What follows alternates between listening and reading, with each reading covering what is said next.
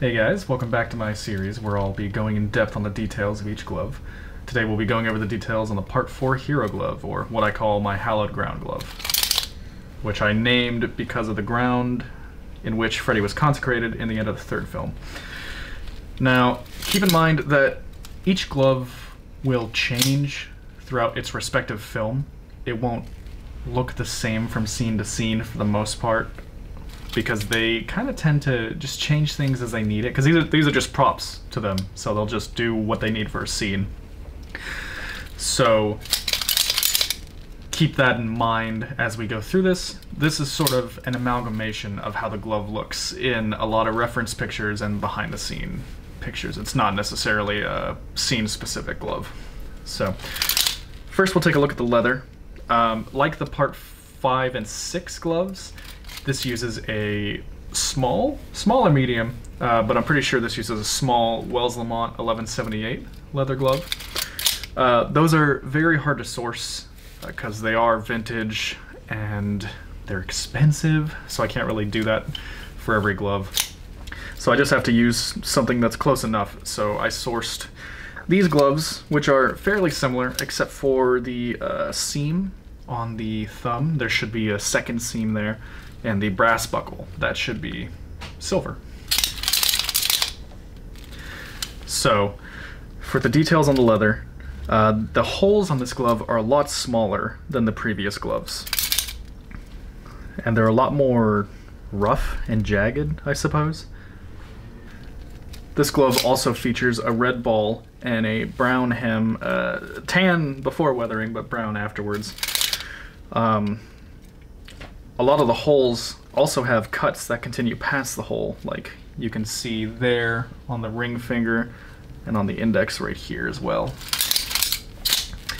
You can also see that the backplate overhangs quite a bit because of the small leather, which is what leads me and other people to believe it's small, like the 5 and 6. You can see the same thing on those gloves. And that the armature is situated relatively high up, so it leaves a bit of extra copper after the tips of the leather, like on the index there. The rings are also unique to this particular Hallowed Ground that I did. I wanted to make this one how it looked back during the film, so I used a screenshot from production where the rings were a lot more plain and less bent up, less little dings and whatnot. They just kind of look like rounded rings that were flattened off a little bit. So we're gonna move on to the back plate. The back plate has 6 individual spills, I suppose, and they're all relatively covered with paint. There's not a single one that's uncovered. And the brass underneath also has 2 separate tones, which I'm assuming is from the flux that they use to do the spills. It just kind of discolors the brass and aged over time to be a slightly different color than the rest. There's a few notable paint details on this glove. There are 4 or so little runoffs of paint underneath the index and middle stall that kind of hang around the left side rivet. There's 2 scratches right in between the ring and middle finger right there. There's a weird, almost check mark pattern underneath the ring finger right here.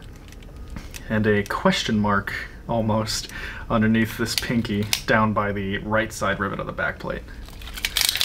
You can also see there's 2 large splotches at the bottom that are missing to the left of the lowermost rivet and the right of the lowermost rivet. And it kind of looks like an elephant's trunk, I guess.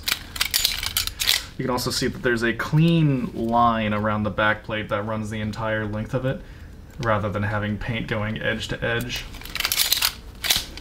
And also, all of the rivets that attach to the back plate have splotches of paint that have some removed.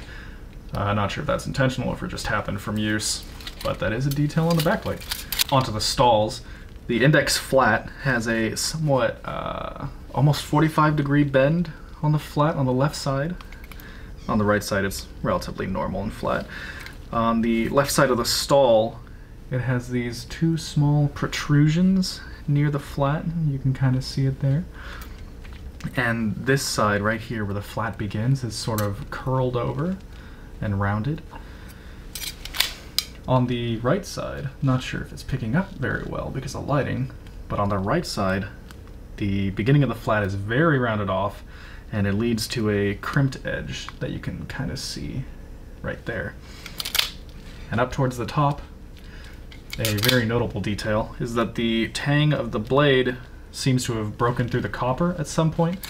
I'm assuming from Robert just doing this over and over again. That will happen with thinner gloves, and especially with how we know they treat props on set, because they're just props to them. Onto the solder and the paint for the index stall. The solder spill is somewhat of an L shape, kind of an S as well. It has some black and red outlining, but not too much.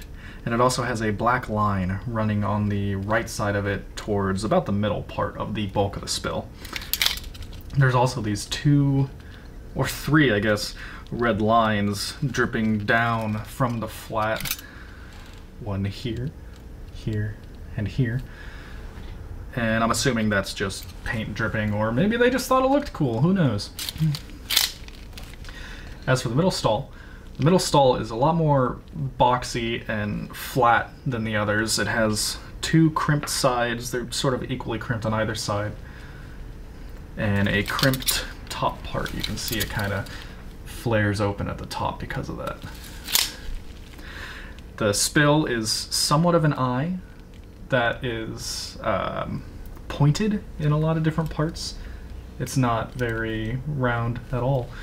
It also has a black line towards the flat that runs horizontally, and a what my fiance says looks like a rat or a mouse on the lower part of the eye, and I agree, it really does look like that. The ring stall has a really interesting looking flat. It's shaped kind of differently. It looks like it's cut off at an angle, and it's crimped and rolled over on the right side. And it also has an interesting fold, I guess, right above that crimp, with a protrusion on the top left side of that little tiny fold. On the left side of the stall, there's this very small, subtle bulge that you can see right there.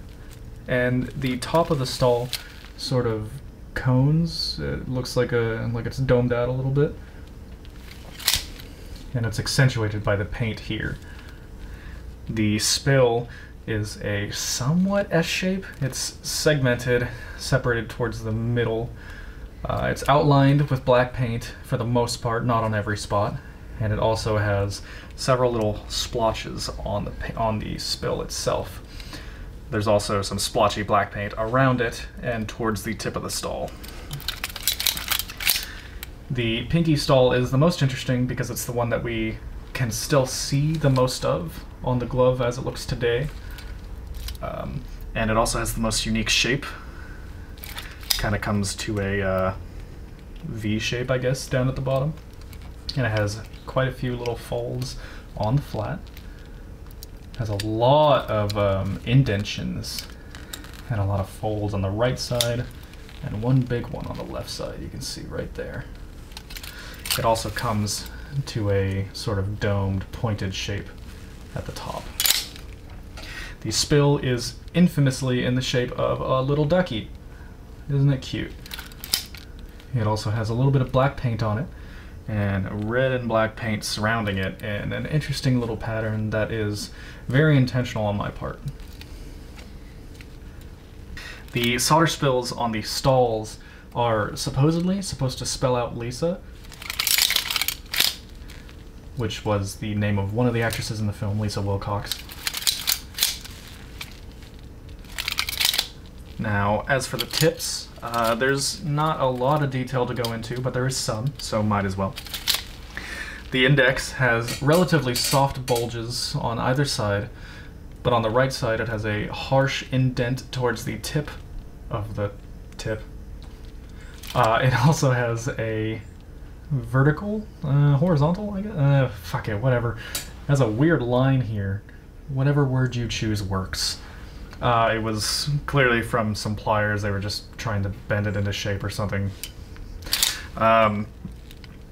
You can check out the brazing pattern, which I recreate to the best of my ability, but I'm not going to point anything out in case I get it wrong.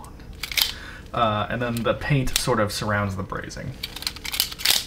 And then there's a little runoff on the sides.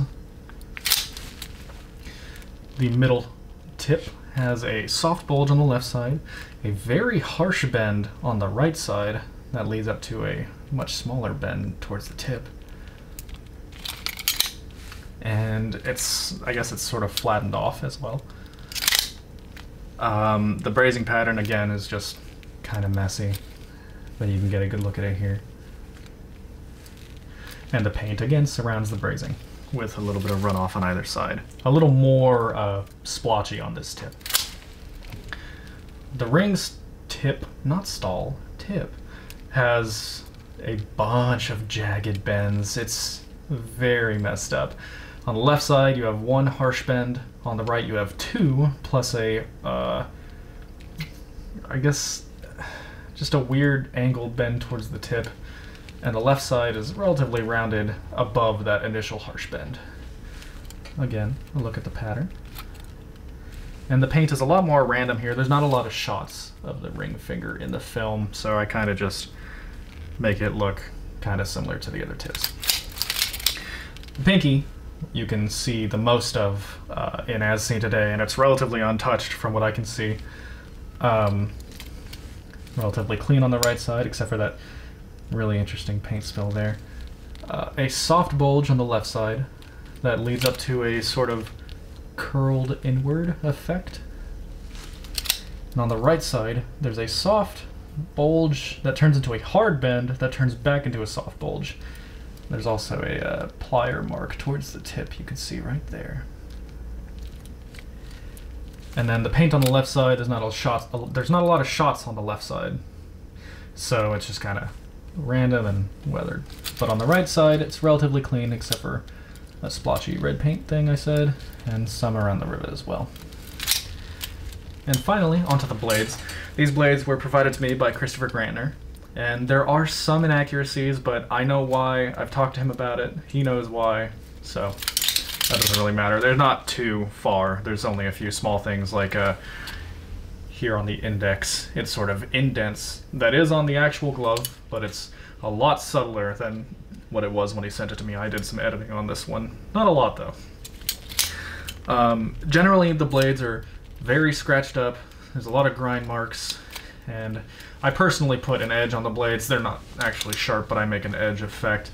I'm not sure if that's accurate to the hero or not. It's kind of hard to see. I think some do, some don't. Not sure. But the only real notable feature of any of the blades is this chip and grind mark on the index blade and this little dot of brazing material. Aside from that, they're all pretty similar and aged looking. And that's about it as for details that I'm aware of. If you know of any details that I left out or have any questions, leave a comment, direct message me, and I hope you guys enjoyed this look at the Part 4 hero and my Hallowed Ground glove. Stay tuned for more detail videos in the near future, and let me know what you guys think of this series.